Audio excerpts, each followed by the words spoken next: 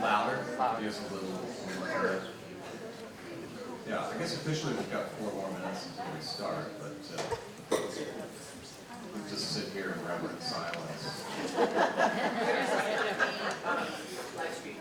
Where is this going to be live streamed? Excellent question.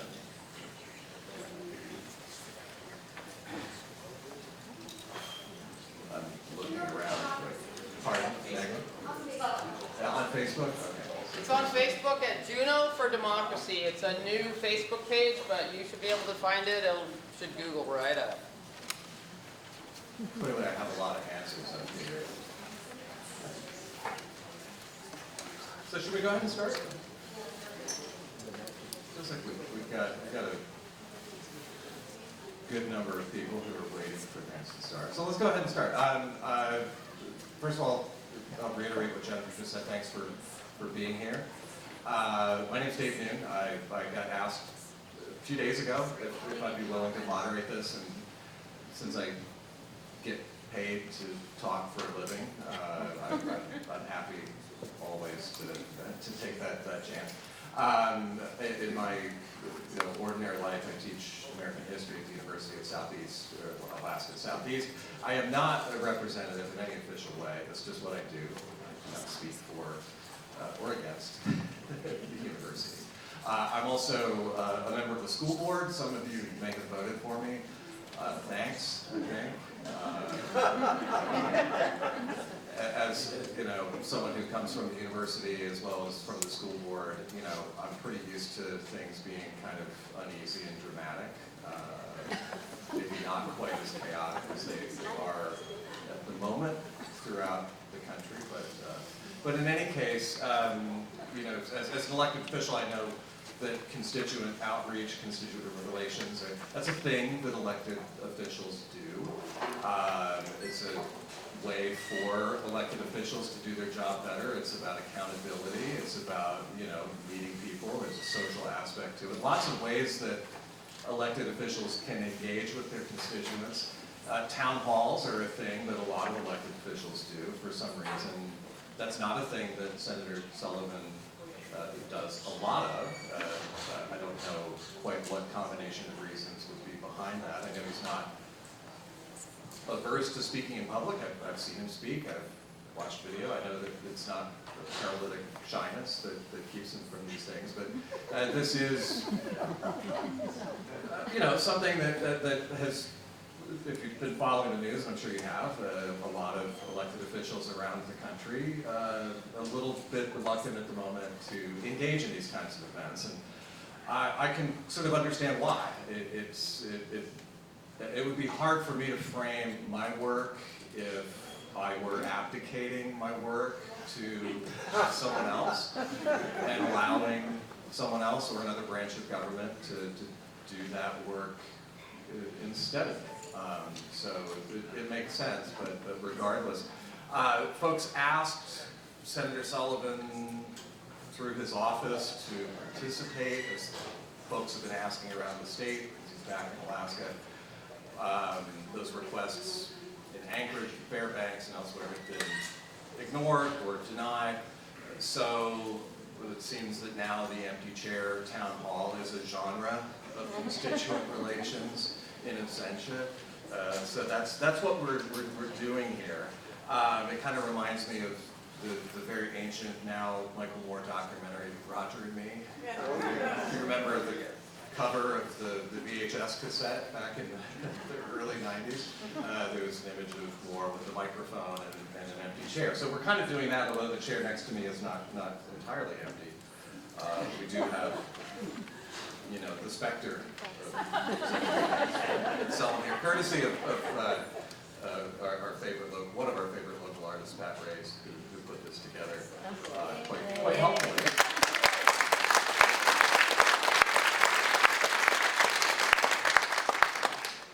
Thanks to Pat for that. I'm keeping my water away. I'm sure he's hydrated well enough. I'm keeping my water over here. But a couple of ground rules before we start hearing from you folks.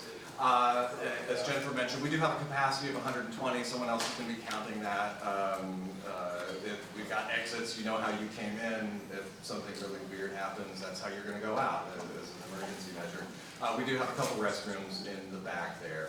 So far as how we're going to conduct the meeting, we're all here to voice opinions in the spirit of democratic engagement.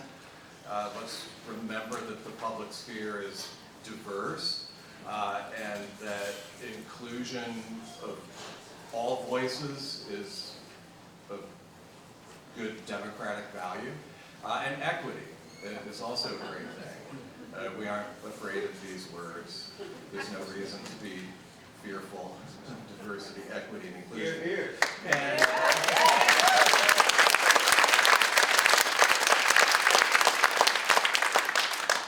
so in the spirit of the latter, equity, we're going to ask that people restrict their comments to about 2 minutes. I will keep time here for as long as my phone maintains a charge. I'm perpetually at like 30% for some reason. It's a metaphor for my life, perhaps. But I will keep time, and I'll give you a little bit of a signal right around the 2-minute mark, and then an increasingly passive-aggressive series of signs to kind of wrap it up if you go beyond that. But do try to keep yourself to 2 minutes. We've got microphones right here in the front. We're going to have some on the side as well. I can't remember how that was all going to work.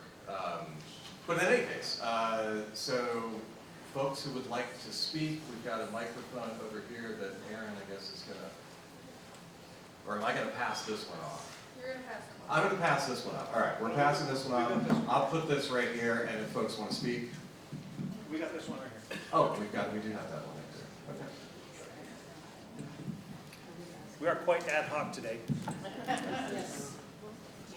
Thank you very much for organizing this whole thing. All of you folks have been involved.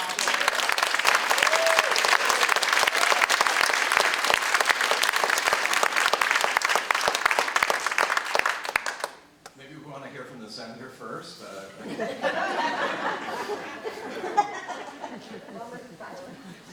Speechless. Louder.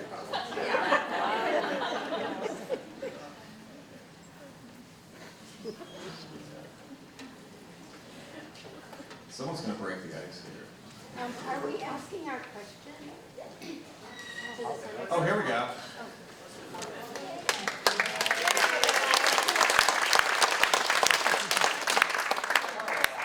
Senator Sullivan. Oh, and sorry, would it be helpful if folks stated their names? I mean, I know Guy. If you want to say your name.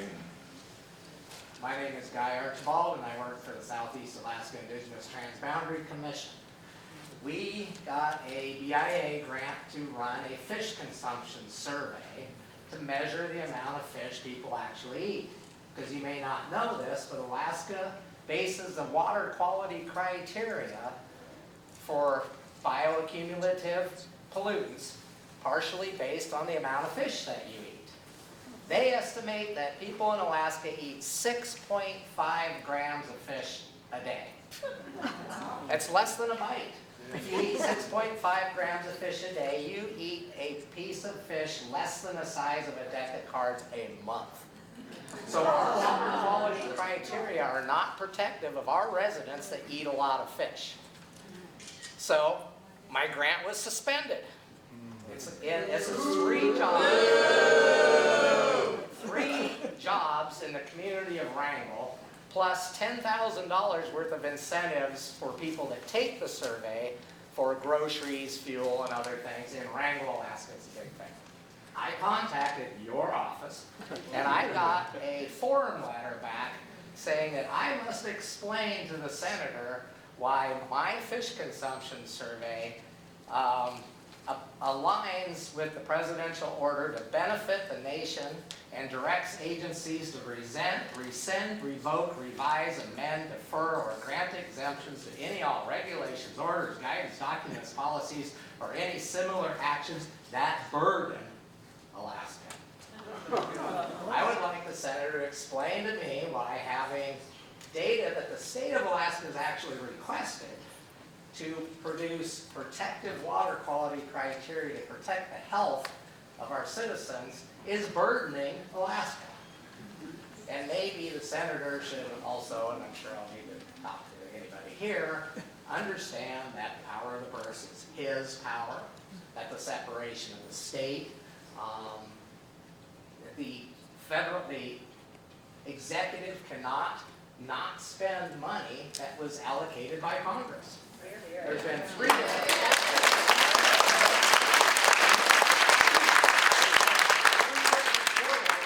ordering that these types of grants be unsuspended. So, taking your oath of office, does the senator apply to the rule of law, or does he not?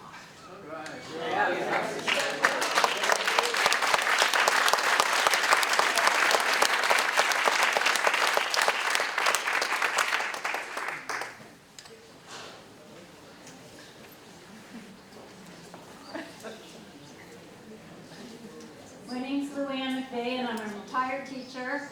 And today it came out on the news that Trump had an executive order that says that the Department of Education will be defunct, taken apart.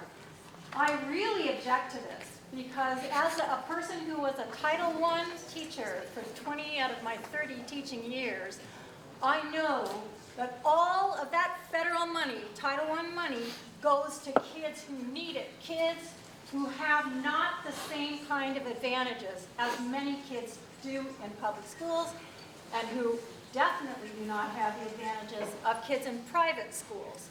So I absolutely object to taking apart this department.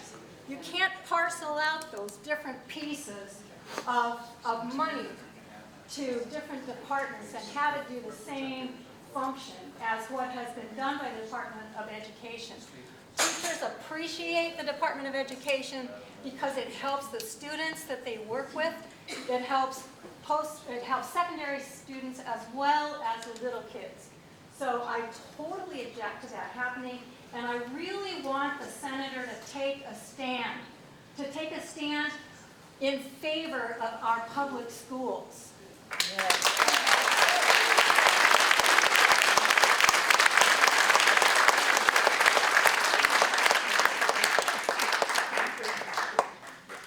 I know he's there, but this way the video will get you. Hello, my name is Kara Johnson, and I would like to speak to DOJ's cuts to the USDA of over $1 billion for school to food banks, for school food. So these two programs, the Local Foods for Schools, which was cut by $666 million, and the Local Food Purchase Assistance Cooperative Agreement, which was cut by $420 million. Both of these programs are designed directly to bring local food from farmers, ranchers, and producers to our kids. Here in Alaska, that means our fishermen catch fish that goes to our kids. Our kids, some of our kids only get one warm meal, and this is that warm meal. And these programs help our communities, they help our fishermen, they guarantee a source of market for our fishermen, which is so unstable in this world right now with collapse of other markets. So I know our congressional delegation has really fought for these food to school programs, and it just got cut. This is going to impact our kids, it's going to impact our fishermen. I'm not okay with that. I would like to speak to the cutting of the Social Security Department. Right now, there are over 7 million Americans that are 65 and older that receive at least 90% of their income from Social Security. The Social Security Administration announced that it is going to eliminate 7,000 jobs, a 12% reduction. 47 of the Social Security Administration offices are going to close. 42% of Americans aged 65 and up report that they will not be able to afford necessities like food, clothes, or housing without their monthly Social Security retirement benefits. Over 11 million disabled Americans under 65 also receive benefits. By closing the phone access to claims, is severely going to impact our Alaskans. How are our seniors or our disabled people in Uktabik or Mikoyak or Gamble or Adak or Aniak or even here in Juneau, how are we going to get them to the Social Security office in Anchorage? Who's going to pay for that? Who's going to help them? Senator, are you?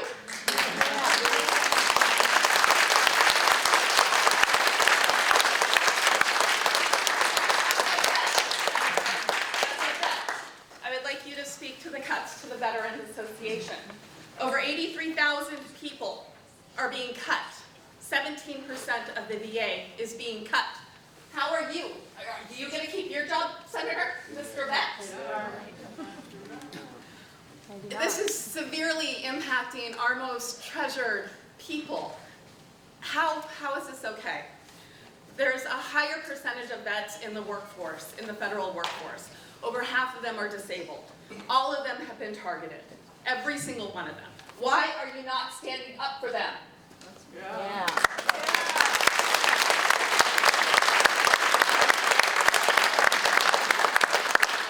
Thank you.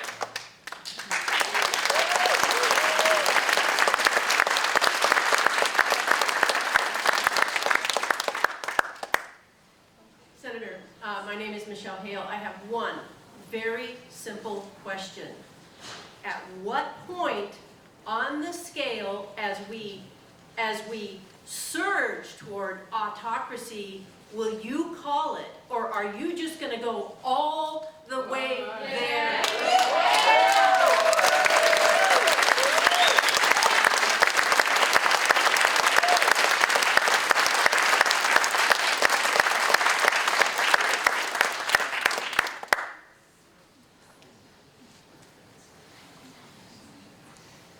I don't think he has an answer for that.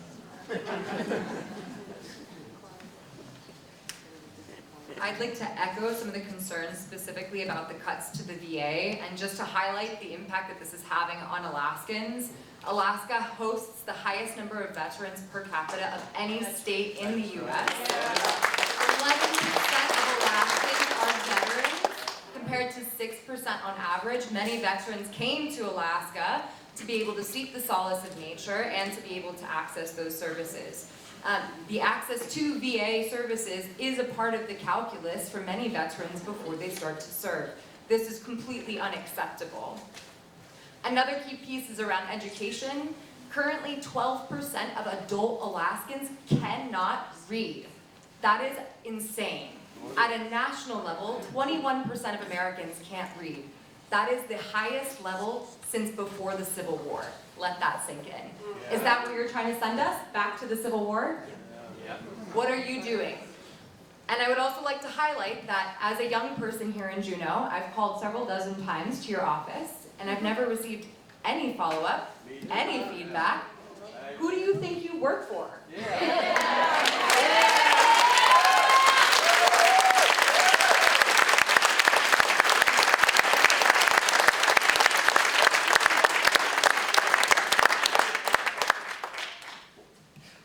Hello, Senator Sullivan. I'm going to talk this way. My name is Larry Spangler, and I have a very good friend who's a senior in high school. She is in an American government class.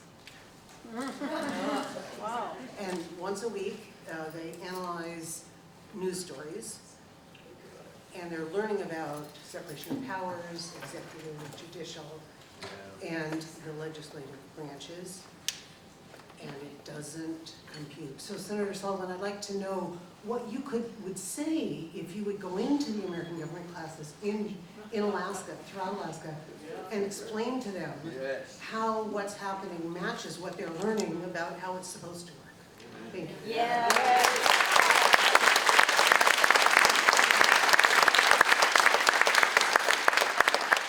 I want to answer the young woman's question, who does Dan Sullivan think he works for? Dan Sullivan works for his corporate masters. I've come up with a saying that we never hear from Dan Sullivan until something like this happens, and then we still don't hear from him.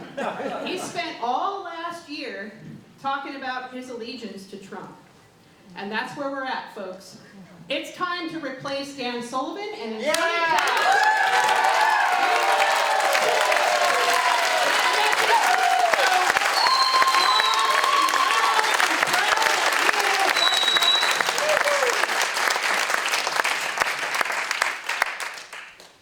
And I'd like to add one more thing. Many of you have probably heard there are senators and representatives from other states, other districts, in the case of larger states, who are coming and doing town halls. And I suggest everyone get on the horn and find somebody and let Dan Sullivan know that we have his seat taken. If he's not going to be here, if he's going to be at his $100 plate for his party, we're going to get somebody in here that's going to listen to us. Yes. Yes. Yes.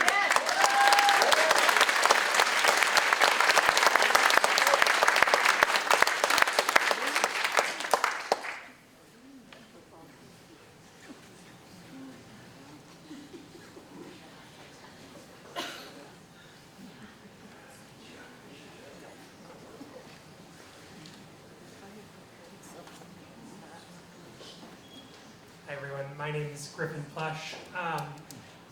Thinking about how our senator is ignoring the current constitutional crisis that we are looking at, I don't find myself particularly shocked, because for the entire time that Dan Sullivan has been in office, he has been ignoring our climate crisis.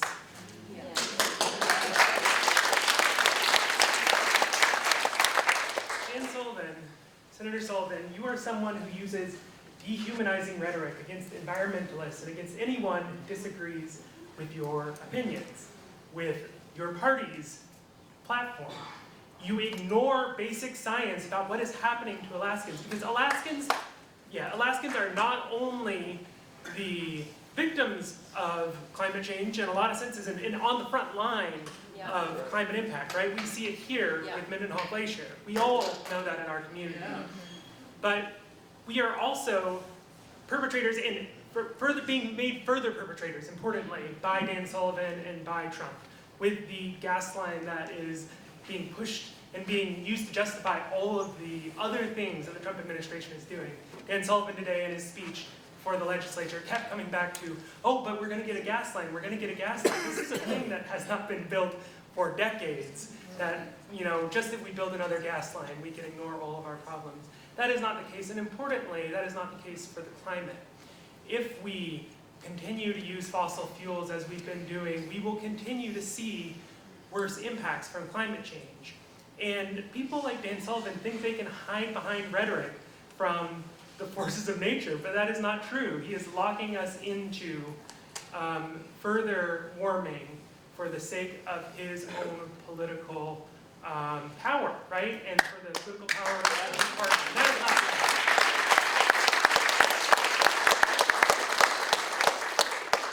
Again, coming back to that question of dehumanizing rhetoric, right? We've seen Dan Sullivan for years use that against environmentalists and use that to ignore environmentalists. Him and Dunleavy and a lot of other folks, right? Nick Begich. Now, that same rhetoric is what we see being used against trans people too, right? And what we see being used against immigrants. The idea that we can ignore people's plights and ignore violence being enacted on people, that is the same thing in a lot of ways as the mental process and the rhetorical processes, the things that Dan Sullivan does to ignore the climate crisis and to continue to double down on fossil fuels. We need climate action now, and it is not acceptable for Dan Sullivan to sit by while important investments in things like heat pumps, in weatherization, in electrification and further renewables, things that we need in our state to bring the huge cost of energy down. We're lucky in Juneau, right? We have 12 cents a kilowatt hour. In so many communities, folks are spending so much of their paychecks just to keep their houses warm. And Dan Sullivan also doesn't seem to care about this, because he is willing to let Doge and he's willing to let Trump and his caucus and the House Republicans further cut funding for critical energy transition. And we need an energy transition now. We can all in this room see a just future. Right?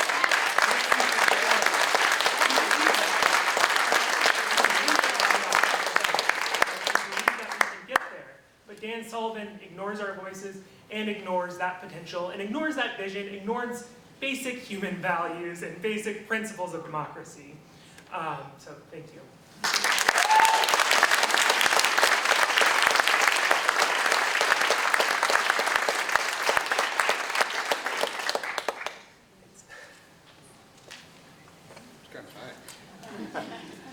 My name is Steve Davis, a retired electrician and a Vietnam vet, and was in the Marine Corps.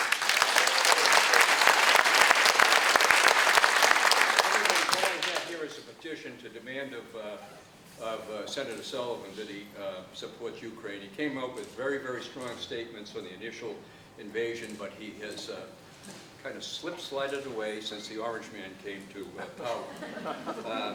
So anyways, in the Marine Corps, we have the motto is Semper Fi, and I think his motto should be Semper Fi to the Constitution of the United States, and not to...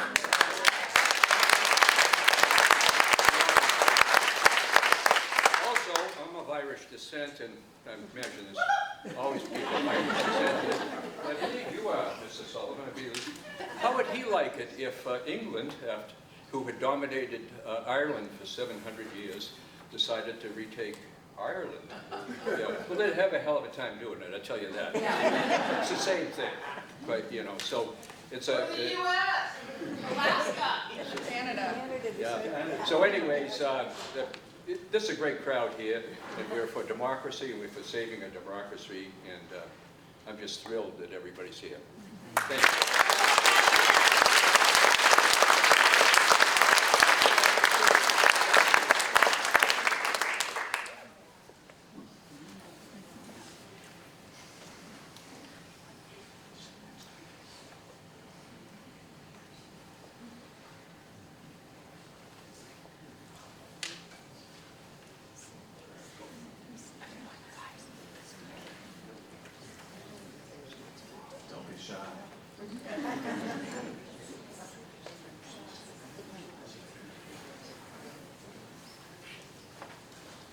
Before I let other people speak and make comments, I just wanted to let you guys know while you're all here, we are planning another rally at the Capitol tomorrow at noon. Yes.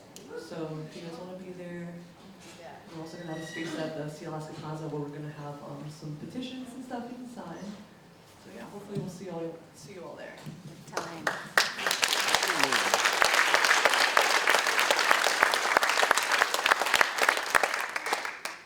You know, maybe as a prompt to some comments and questions, if folks could think about ways in which the cuts or executive orders have directly impacted or potentially directly impacted people that you know, your families, your livelihood. I was thinking about what Guy started out with, you know, talking about a grant that he's working on that potentially benefits people in Alaska. Has been cut, so you know it's not just Guy complaining about his work being interfered with, but it, you know, seeing that it potentially has a deleterious effect on our fellow Alaskans. So just as a prompt to think about. The Forest Service. I'm Sue Walker. I'm a person. I'm a mother. I'm a wife. I'm a co-business owner. I'm a retired fisheries biologist. I spent the last 10 years of my career working in climate change and hydropower. Climate change is not a hoax.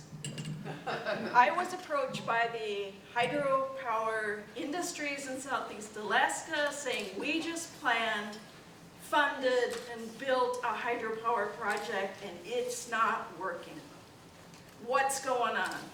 So I got NOAA's climate scientists, I got some funding, we studied it. It's climate change and climate variability, and this was over 10 years ago. Yeah. It's getting worse. Yeah. I now, as a retired person, do whatever I want. And one of the things I want to do is I work on the glacier in the summer. I take tourists around as a glacier trekking guide. It's absolutely awesome. I also talk about climate change. It's very obvious that this is happening. I have watched that glacier shrink for 30 years. As far as the cuts, we have people from all over the world, and I love to take them around up there. I love to show them the incredibly beautiful glacier, to talk about how our weather and our climate is being affected by the changes that are occurring, by the ships that they come in on that are burning bunker fuel, by the soot that's being deposited in the Arctic that's exacerbating this change. Climate change is not a hoax. It's affecting us right now. It's going to continue to affect us. We can't afford to ignore it for any longer. You asked about the effects of cuts. My son, who has climbed Denali twice, not McKinley, he climbed Denali.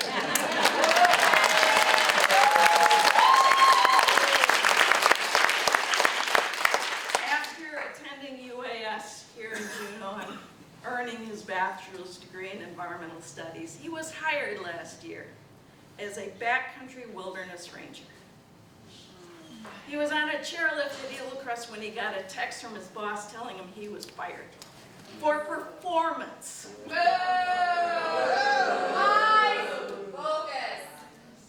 He was rehired yesterday, but he doesn't actually have a job because no one knows who was fired, what positions they held, what effects losing those people have.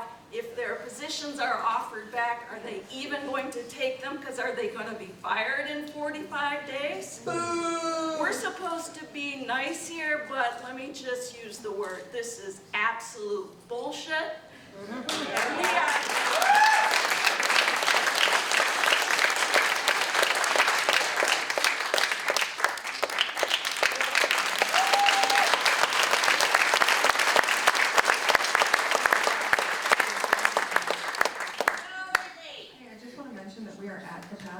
and we do not want to violate fire code or the capacity of this room. So if anybody is willing to, if they've already spoken and they're willing to go sit in the satellite conference room that we have set up so that you can still hear everything, that would be lovely.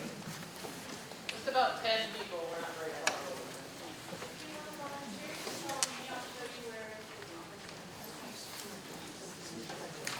Good evening, everybody. My name is Isabel. I have been a Forest Service employee since about 2019. I was a recent graduate right out of college, and I got an internship up here, originally from Chicago. So it's been a big move and a hard adjustment since my time with the Forest Service in 2019. I've come back year after year, being a seasonal ranger, 6 months at a time, every year through COVID, and seeing not only the glacier change, but how visitation at the glacier has changed.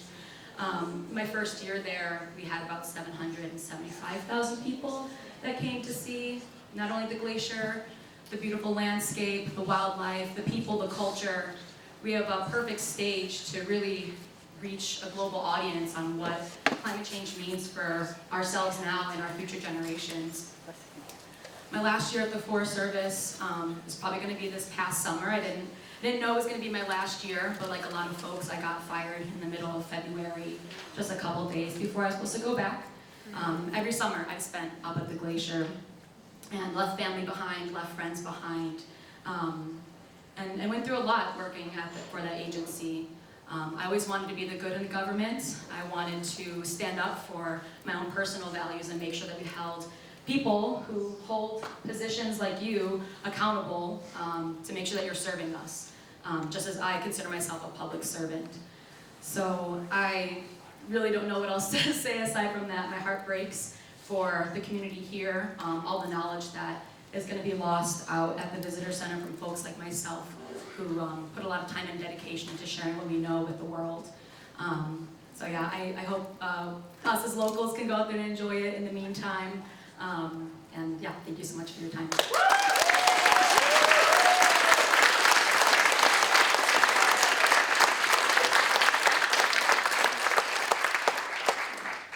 Hello, I'm Mark Peterson. I'm retired. And I guess I would like to ask, what's going on with all these tariffs? And my understanding is the president is allowed to put on tariffs only because Congress gave them that authority, and they can take it back. And what I'm seeing is we're sticking it to our friends. That's no way to treat our friends. It's a tax on all of us citizens, American citizens, it's not on some other country, it's on us. And it's doing crazy things to our economy. The economy is just, we're going to be facing a recession. Mr. Trump has promised to lower the price of eggs, but the only thing that I've really seen go down in eggs is my nest egg. We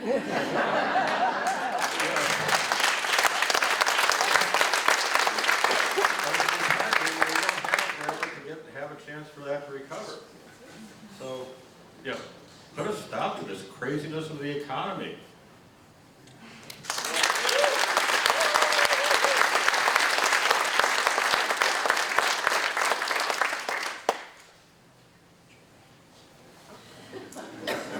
He's looking good, isn't he?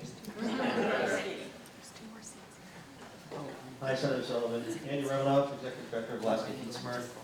And I'm actually here to ask for the Senator's help, as we have a couple exciting programs in Alaska Heat Smart that are in development, and they are likely to serve many people and many nonprofits around the state.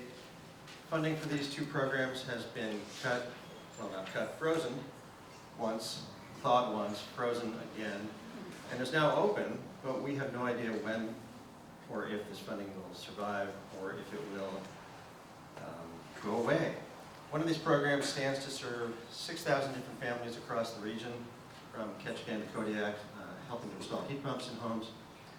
Another program will serve statewide 25 different nonprofit organizations and help them cut their utility costs annually and ideally put that money that they save from lowered utility bills back into their missions and directly serve those people that those nonprofits are there for. One example of the people that can be impacted by these cuts to one of our programs, I'll use a local family in Juneau for an example. The program Alaska Heat Smart served recently. Picture this family. It's a young single mother, 5 children, small mobile home, living on about $40,000 a year, and spending about $2,500 of that $40,000 on heat. So we were able to get into her home and put in a heat pump and a new electrical panel and fix some holes in the floor and leaks around the doors and windows. And she's saving roughly $2,000 a year now, which is quite a big chunk of change.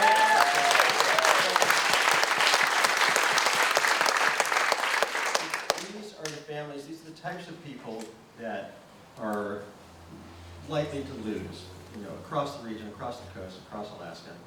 And so it's my hope that you, Mr. Sullivan, Senator Sullivan, when the time comes and these cuts are before Congress to repeal or rescind the Inflation Reduction Act and the bipartisan infrastructure law, that you will stand up and say, no, my state, this one nonprofit organization alone, $43 million at stake.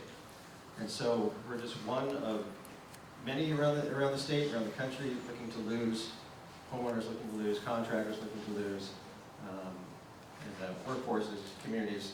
So it's our hope, it's my hope, that the Senator will stand up for these people, for these workforces, and for the families that really need these programs to survive.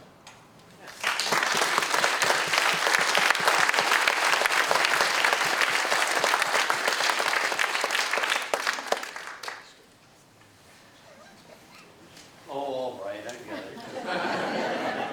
My name's Jane Hale. A lot of you know me as Jim. I'm a veteran of the U.S. Navy. I was for 30 years, I was a writer for National Marine Fisheries Service, NOAA Fisheries, where I fell in love with public service. I think I'm speaking today, okay, so a couple years ago I came out as non-binary and changed my name to Jane. And I display a Progress Pride flag outside my house, and it's been ripped down 3 times, Senator Sullivan.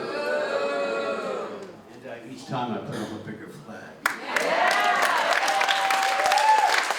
I think the question for the Senator is, with the President emboldening the voices of hate all across our nation, what are you going to do to protect the civil liberties of Americans?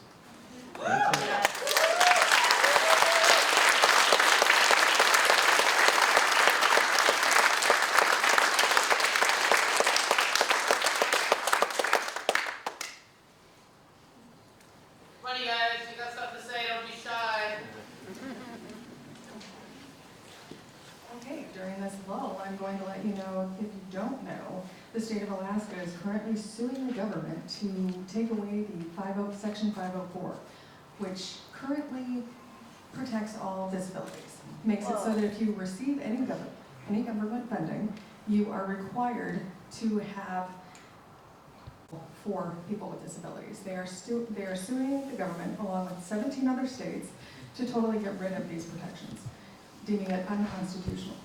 So if you are not aware of that, please check it out. Email the Attorney General of Alaska and ask him to take us off that lawsuit. Just wanted to make you aware.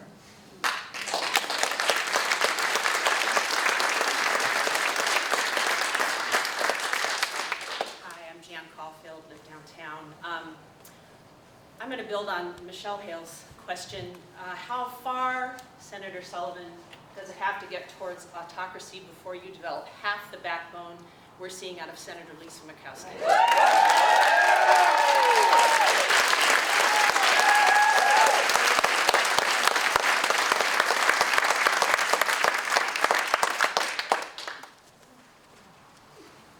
The only Republican senator with balls is Lisa.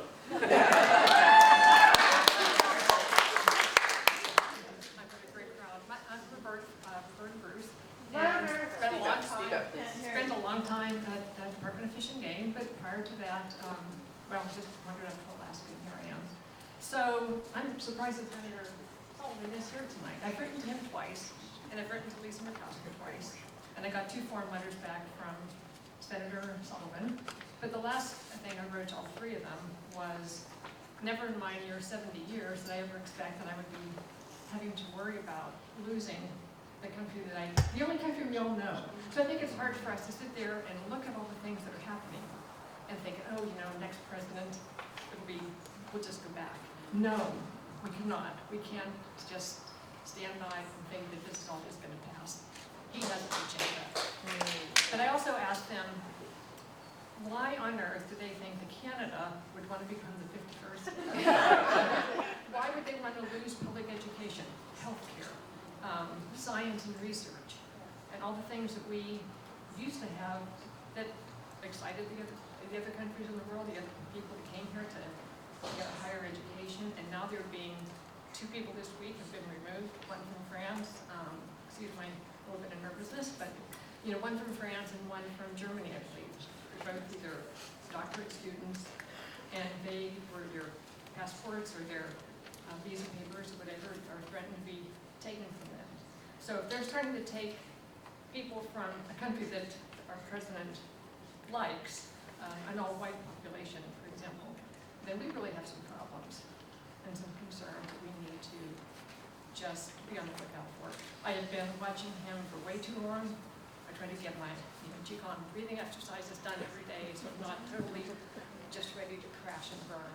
But I'm glad that I saw this on Dermot Cole's website today, and I came out. So excuse me for doing this.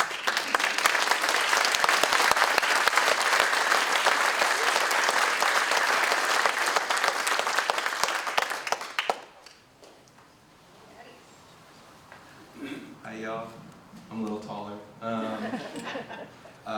I'm Twain, like Shania. I don't want to speak to Senator Sullivan because I've called him enough and he doesn't listen. But I do want to speak to everyone here and everyone listening. And I want to talk about some ways in which I frame things that are helpful to me. You might have heard the phrase, it's not left versus right, it's up versus down. And Senator Sullivan is not on the right, he's on top. My friend Lynn was correct when she said he doesn't work for us, he works for his corporate masters. And that applies in a widespread level in our government, not just Republicans, Democrats too. Our government at large does not serve us. I'm wondering the last time many of you felt truly represented. And I think a lot of the groundwork that has to happen now is not going to come from politicians, it's going to come from us. And it's not going to, we have to take care of ourselves, but we have to take care of those around us. And often those are the same thing. That means getting to know the people in your community. When have interacted even just a little bit with a group called Showing Up for Racial Justice. It's a national group. One of their first steps is to knock on your neighbors' doors, speak to your neighbors, speak to your family. I know I have family who supports Trump, and I am working on speaking to them, but I don't. It's a lot harder. It's a lot harder to tell somebody. If you tell somebody that they're wrong, they're not going to believe you. Tell them they were lied to, because they are being lied to every day. It's very simple. I think Dan Sullivan is not going to turn around and save us because we're mad at him. Whoever replaces Dan Sullivan will also not save us because we're mad at him. I appreciate Lisa Murkowski is listening, but she's also not going to save us in a meaningful way. We are going to save us. Yeah.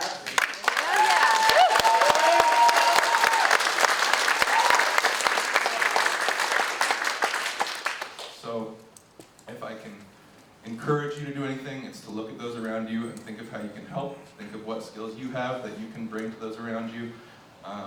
Invest in mutual aid.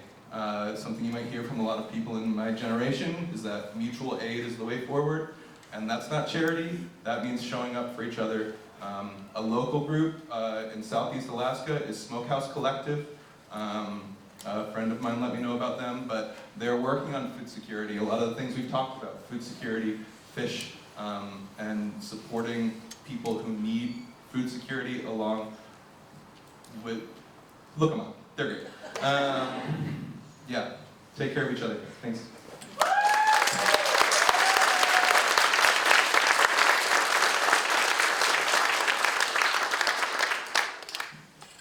There's so much. I think one of the few things you seem to care about is economics. I'd like to talk about the Mendenhall Glacier Visitor Center, where I sell postcards and T-shirts and things like that. That, as I understand it, that is after paying the employees, that is a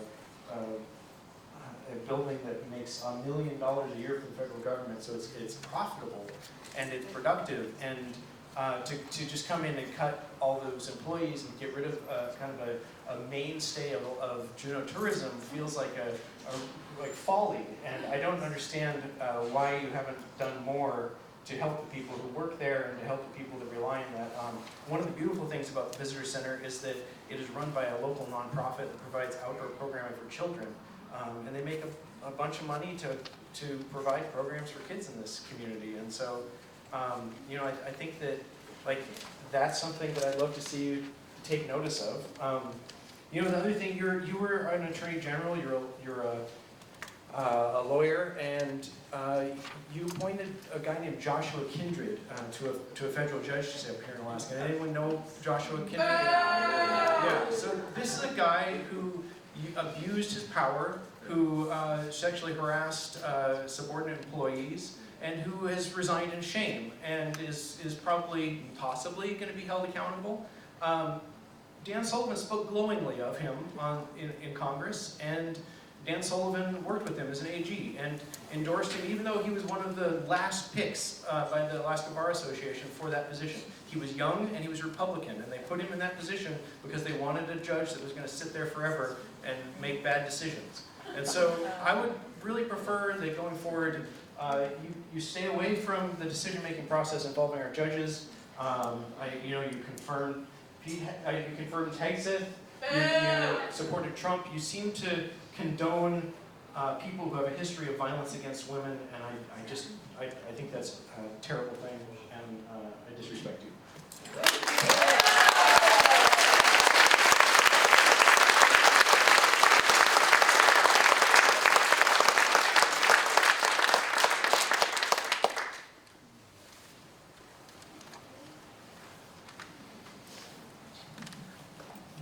Sheesh. Thank you, friends and neighbors. This event came together on short notice with a few people just meeting in a signal chat to try to figure out the details. I kind of missed the beginning part while I was trying to wrangle a little bit of tech to get the Zoom live stream. I'm not very experienced with this. You can see my blue tape on the microphone, how we figured out to get the decent audio for the recording. So Thank you to everybody who is stepping forward in your own ways, each way that you do, to help out with your neighbors, to connect, and to, build community. That is clearly what we need. We need to love each other. We need to stand with each other, sit with each other, support each other every which way we can, reach across all the barriers that we have, because we have tough times coming. There's going to be a major economic downturn, certainly in Alaska, with all of the federal spending, all of our fellow Alaskans who've just had their jobs hacked out from underneath them. They talk about savings, right? This isn't savings. This is a liquidation. And it's a liquidation of generations of our investment as Americans into our people and our public lands and policy. And so many other things. Human rights, civil rights, foreign aid. Our international standing is just being completely destroyed. I listened to the Canadian Minister of Innovation and Trade the other day, coming on shortly after Mark Carney was elected as, or took office as Prime Minister, and she said, the presenter on the CBC, we're on a war footing, Rosie. That's what she said. That's the way our neighbors feel, and it's an outrage. So much of this is just a total outrage. So what's happening now is this use of our system to destroy our system. And we as Americans afford a tremendous amount of respect to our Constitution and to some of the key things in it, like a 4-year term of office.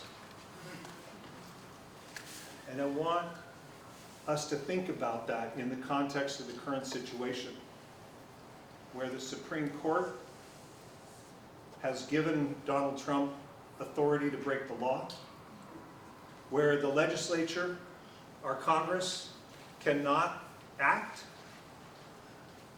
and where obviously the executive is itself focused on destroying the very system of government that we rely on. Treason. Yeah, I agree. So what do we do? And I say one thing that we do, they're the three bodies of government. Well, we are the people.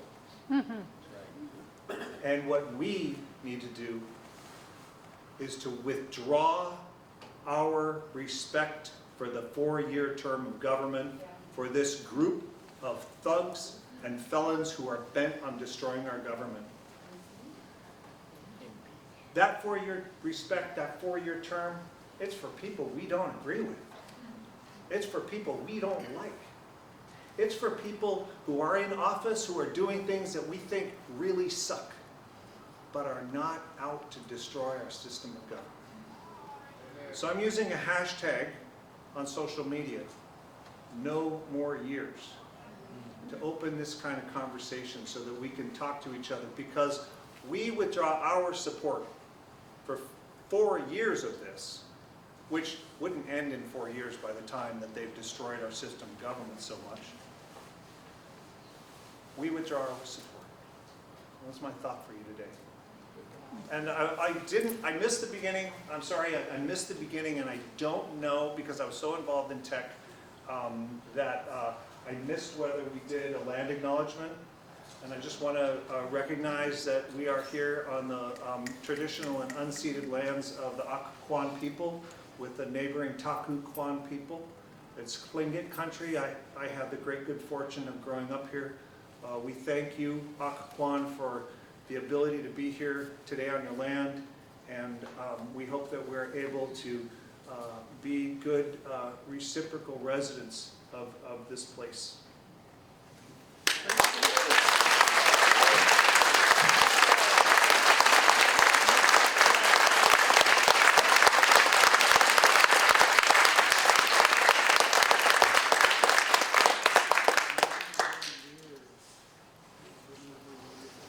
What was the name of that last speaker? What is your name? Aaron. Aaron. Thank you. My name is Aaron Brakel. I grew up here in Juneau, Alaska, and when I'm not helping our fellow residents to organize things like this, I am the clean water campaigner for the Southeast Alaska Conservation Council. I did not begin to talk about all of the damage that's being done to the environment, whether at EPA, obviously the people who do the incredible work in the Forest Service, NOAA, Bureau of Land Management, etc. Thank you.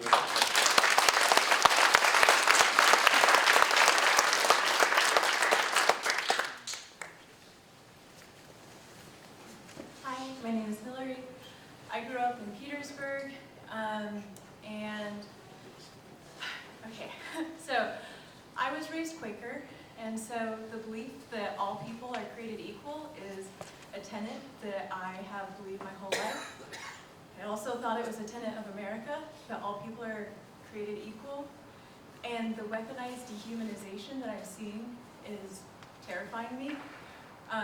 Dehumanization of people who come here seeking refuge. They are aliens, not people. Dehumanization of civil servants being bureaucrats, no longer people. Dehumanization of people overseas. We don't have money to educate kids in Alaska anymore, but we have money to drop bombs on children overseas. We are going to, I served in Peace Corps in Madagascar and totally deforested there. And I was in education, and I saw lack of education used as a weapon so that people did not know their resources, so that people didn't understand what was being stolen from them, and they didn't realize how much money was going to people overseas. And I'm so afraid of that happening here. And with the history that I was denied learning in public school. I didn't learn so much of the brutality that happened in Alaska until I left, and I was able to learn from brave people who taught me, and to live here and to see continued colonization being encouraged. And then I think about, the example that I've been thinking about is you have a friend who's very kind to you, but then you see them treat other people terribly in public, and you wonder what that means about them. How I see people treated differently who don't look like me, or maybe who don't have the same privileges as me. I wonder about the capacity to do that to us. And when you dehumanize people, it's easy to say it's okay that, you know, our waters are going to be poisoned by mining. It's easy to say that it doesn't matter, that we aren't going to have access to our own resources. It's going to be privatized because we've lost that empathy. Elon Musk recently said that the West's greatest weakness is empathy. And I am horrified by that. I think it's our greatest strength. I think that connecting to our neighbors and seeing each other as people, even when it's difficult, is one of the most powerful things that we can do. And I really appreciate how much support. I'm someone who was fired from the Forest Service, and being seen as a person and being supported by the community has meant so much to me. I was also an advocate for victims of domestic violence and sexual assault for a couple years, and one of the things that can increase trauma the most is support afterwards and people telling you that you matter and seeing you. And I appreciate so much the support that we have and the community that we have here. So thank you for showing up for each other, and I hope that we can keep doing that. And we all matter.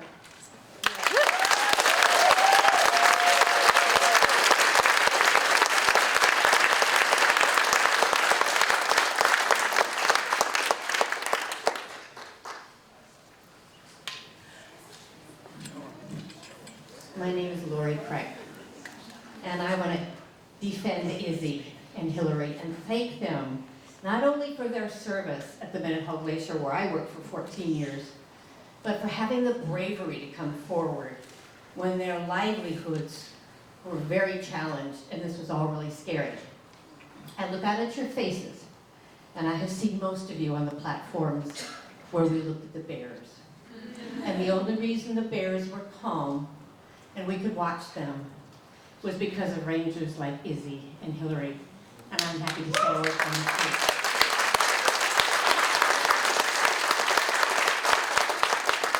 This is our legacy as a community. And Senator Sullivan, I listened to your speech this morning on Gavel, Alaska. Thank you, K2, for broadcasting that. I listened really carefully to see, were you going to defend our Forest Service employees from the Mendenhall Glacier Visitor Center, like Lisa Murkowski did bravely on Tuesday. didn't say anything. We all have an opportunity that is free to every one of us, and that's called writing a letter to the editor. Do it. Put your name bravely, like our young rangers have done, at a much greater risk than those of us who are retired and our livelihoods are safe. Stand up for them and all the other people, like Sue, who was a NOAA employee. There's a lot of people in this room who took care of the bears when he was working for Fish and Game. All of you have had a role, Ken Post, and all of you have had a role that makes this place the fabulous place we can pass on to our younger people. Speak up now like you did before. This is your chance. Don't let this pass by. Thanks.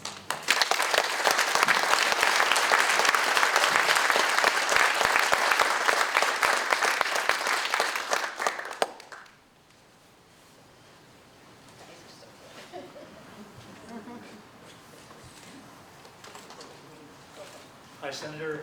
I'm Steve Benke. Lived in Juneau for quite a long time.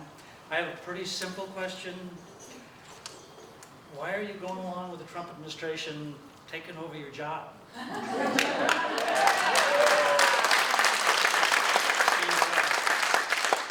You're letting them give it away to a set of billionaire buddies who clearly have the agenda of gutting federal services and federal money so that they can cut taxes, and you're letting them do it. It's Congress's job to make decisions about the spending and budget, and it seems like a pretty simple question. Why do we need you if you're going to turn this work over to Trump?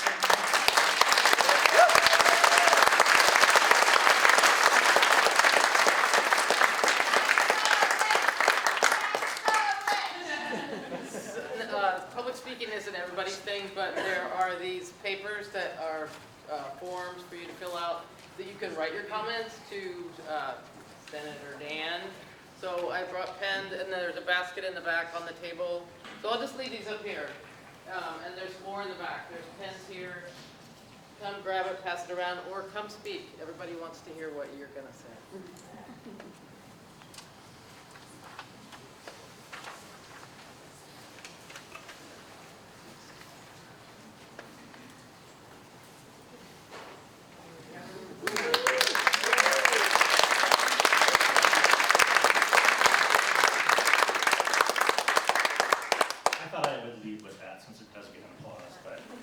So this has been in my yard and nobody's torn it up. Kind of a lot of photographs. Kind of wonder where that might lead, but I think it's important we all stand up. The military is what initially brought me to Alaska.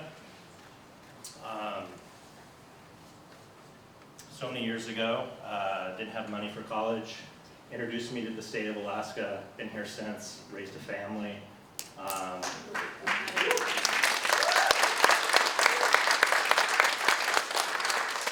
heard somebody mention being retired and being safe. Nobody's safe. No.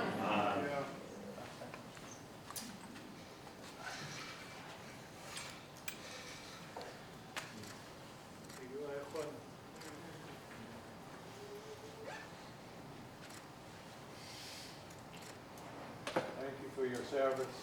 We love you, Dave.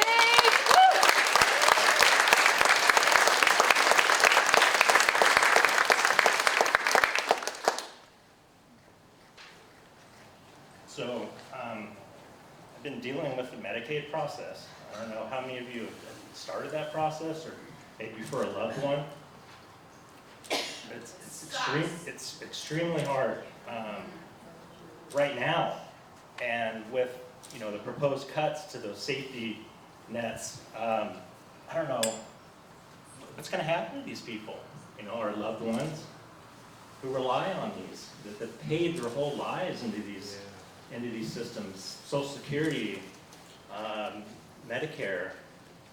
I feel like I've been racing to try and finish this process because I can feel the threat. But at the same time, am I wasting my time, driving myself nuts trying to finish this process? I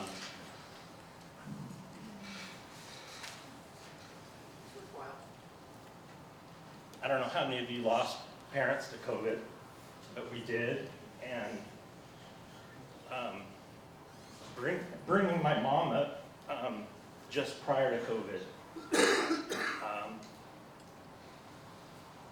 I'm so happy we did that, and the timing was such that I feel like who knows where things what would have happened if we hadn't brought my mom up.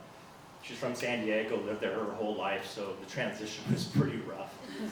It was for me too, because when I came up from San Diego in December and landed in Fairbanks. And this was back in the early 90s with the extreme weather. It was, on the tarmac, it was 80 below, and we worked 12-hour shifts. And so that was my introduction to Alaska. But I've been with the university now, I'm getting close to 30 years. Starting to think about my retirement, and it's just all very scary. And so I feel so fortunate to be living in this community with so many caring people, so many familiar faces. I remember you at Safe Grad helping with the electricity, and people that I've worked with over the years. And so I feel extremely grateful. Thank you.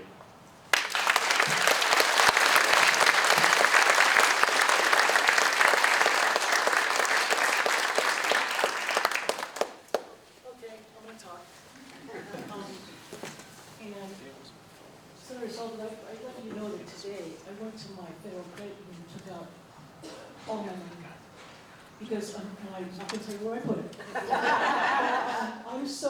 I think a couple people have said how frightened they are, and I'm so frightened because I'm to the point where I lower my voice when I speak with people, and I look to see where the cameras are in public places. So that's where I'm at.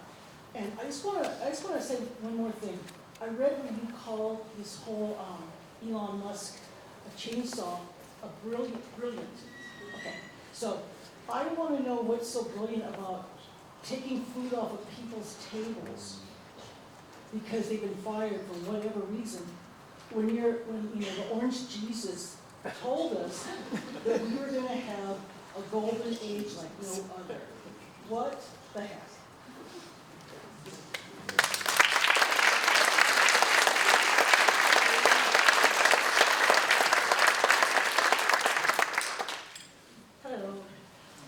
First thing I would like to say to Mr. Sullivan is I think you are a huge coward for not showing up here today.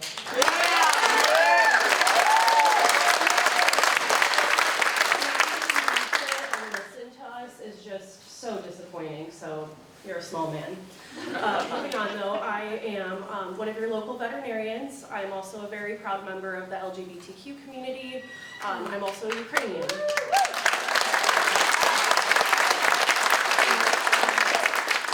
A lot of the things that have been happening recently are incredibly hurtful. I first fell in love with Juneau in 2018, and I came here because I love this town so much.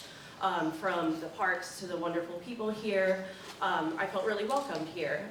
But seeing that there's like rainbow sidewalks getting defaced in downtown Juneau, we can do better for each other as a community. But the fact that we're all showing up here today, and I see so many people who are passionate about democracy and passionate about a better community makes me really hopeful that we can get through this together. Thank you guys.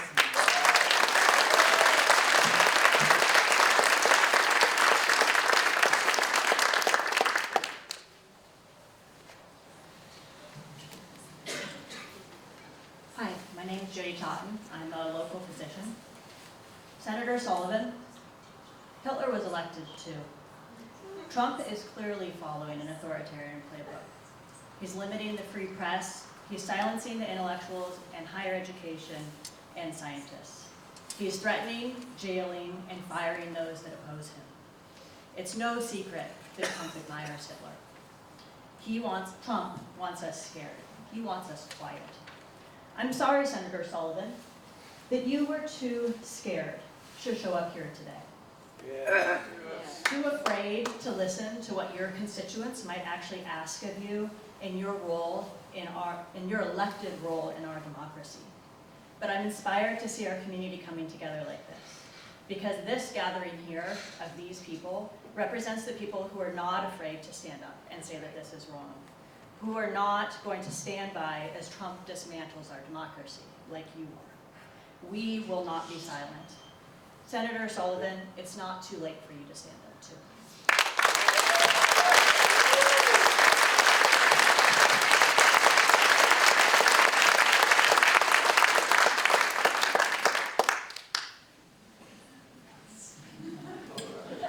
Hi, my name is Matt Milkey. I'm a 20-year member of the United Association of Plumbers Pipe Fitters.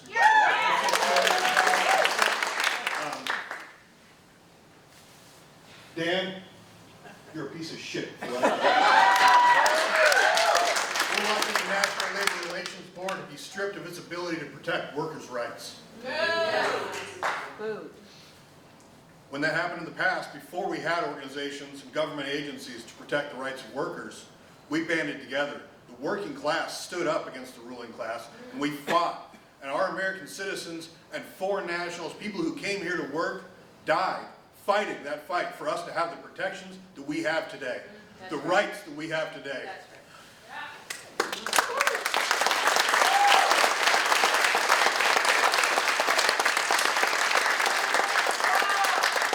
time to be a coward is past, Dan.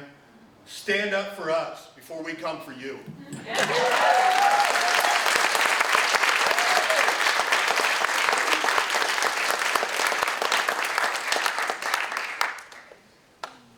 if you think this is fun, come on tomorrow down to the Capitol. There's a rally. There's a general protest. There's going to be speakers. There's going to be a lot of haranguing, a lot of venting, and a lot of people who are sharing your outrage.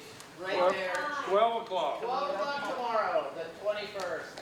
And then also again on April 5th, we're going to have another one. Because it's endless what's coming at us. And another one. And another one. Hi, my name is Robert Bowles, and I've been here for about 20 years. I know a lot of you out there. And the other day, I looked at a list of things that I had been upset about. It was incredibly long. What was also incredible about it was they were all different every single day. The number of science-related organizations have been curtailed. They've been told to take down web pages or delete words. The National Institute of Health, the World Health Organization, the CDC, and you know, just having lived through COVID, you know, those might not be good organizations to leave with bird flu coming. So that's one thing, the science organizations. Also NOAA. We depend on NOAA a lot up here in Alaska, and particularly in the southeast where we have people going out fishing, they look at the weather. So stand up for Alaskans, Dan. The other thing is, just as an IT person, I wanted to speak to that just a little bit. The Center for, I want to get this right, the Cybersecurity and Infrastructure Security Agency, which was, among other things, doing work to make sure that elections were secure. So they're cutting funding for that and cutting out those programs, which is not too surprising. This is the party that stormed the Capitol in a violent way and tried to overturn an election. So at that time, it was kind of interesting because a lot of Republicans said that was an improper thing. And then you all decided it was okay because you're standing behind a bully.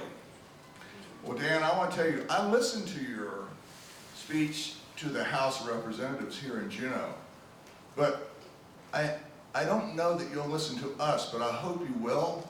But we're going to pay attention, Dan, and we're going to be voting against you. We're going to be standing up to what Trump is doing to this country.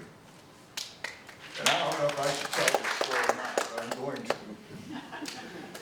Liz knows what's coming. My mother died on December 9th.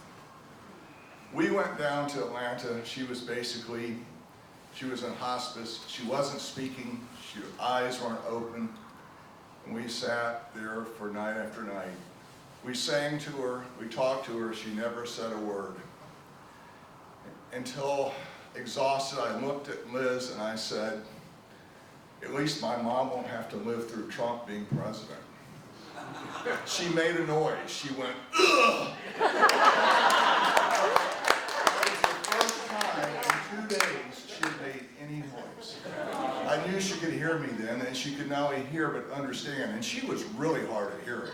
And I'm not too good. Then I got up in her ear and I said, Mama, I want to hear your voice one more time. And she said, I love you. But I've never forgotten. I want her voice to be heard. She could not stand him. And where he's taking this country is just wrong. You need to reclaim the duties given to you in the Constitution, Dan. Yep.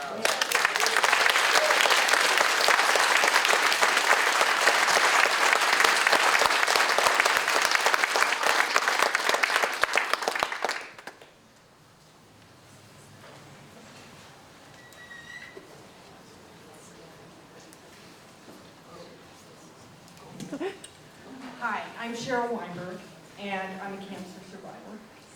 And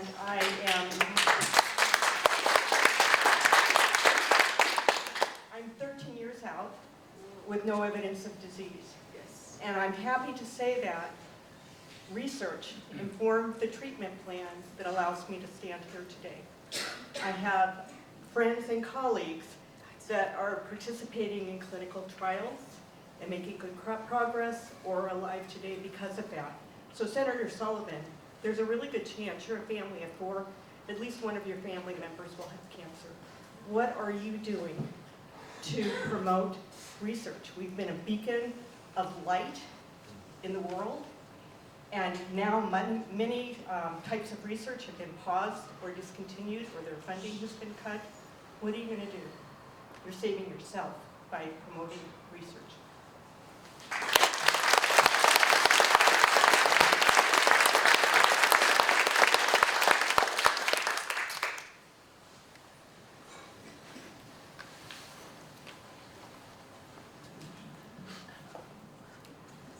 Hi, my name is Gina Chalcroft, and I am a retired 30-year public servant to the state of Alaska.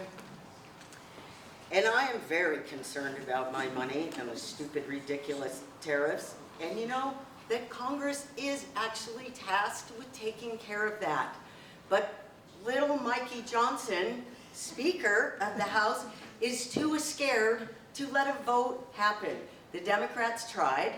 They filed the bill, 14 days to get a vote. Mikey said, oh, no, I'm too scared that my people would have to vote. He adjourned Congress, and when they re-adjourned, they said that the day will never end. So 14 days will not end, so they refused to deal with the tariffs. And Dan, I know you hate America and Alaskans.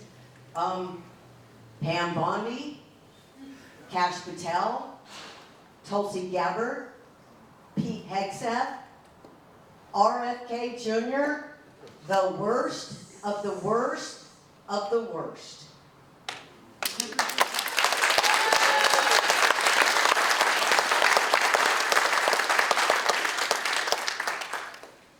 And Pam Bondi, the new AG, and Holman, you know, the ICE guy, have said that they don't care what the hell the courts say. They refuse to comply. You okay with that too, I guess? Premeditated contempt. Donnie is trying to impeach judges. They embarrassed President Zelensky in the Oval Office. And your silence is just deafening. And there's so many thousand things that we could say. And the no park rangers at the glacier. What will you do when the bears attack? Will you care if it's Alaskans? Or do they have to be out-of-state people? Do you care? We don't think so.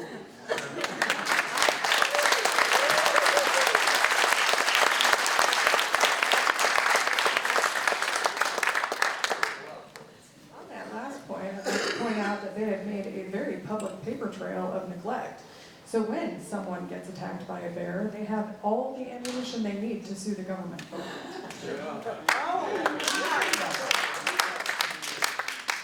I stood at the Capitol today with a sign that said, "The annals of history will not be kind to your cowardice." You did not look at me. You did not acknowledge any of us. A very basic history lesson shows that we broke with England specifically to avoid a situation like we are currently in. I have a very hard time believing that unitary executive theory is a valid interpretation of the Constitution, since I have a feeling that our founding fathers would shit themselves if they had any idea what was happening. To be blunt, y'all are letting your hatred and bigotry show that you do not want anyone who you don't like to be in any way, shape, or form around you. And this is why you're pushing bureaucracy out, because they're holding you accountable for your terrible beliefs. At what point are you going to grow a pair and do your job and hold Trump accountable?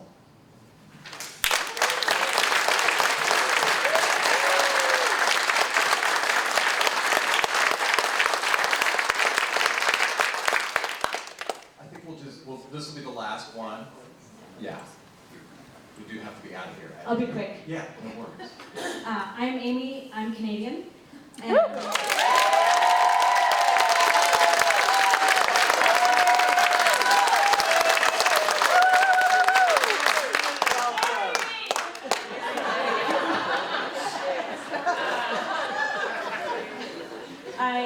I'm a dual citizen. I've been in Juneau for 14 years, and I've been working with youth that whole time.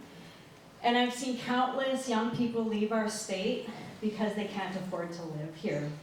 And so I want to ask the senator, with 25% tariffs on Canadian lumber, which are going to mean exponentially higher building costs in our state, how are you going to help people afford to stay here and live here and have homes here? I also want to share with you all, you know, Canadians are getting attacked economically. America is trying to cripple the Canadian economy because we have resources that this country wants. And so Canadians understand very well that the US government understands the language of money and that there's a lot of power there. So I urge the huge numbers of Americans, what is there, 350 million Americans? There's so much power in your economic power. It's time to use that. I think that there's a lot of power and force that could be used to cripple the train, to stop the train the direction that it's going, if we put a lot of economic force through massive, effective boycotts and work walkouts if needed. So just something to keep in mind, because Canadians, you know, that's our perspective, is that that's the language that this government understands.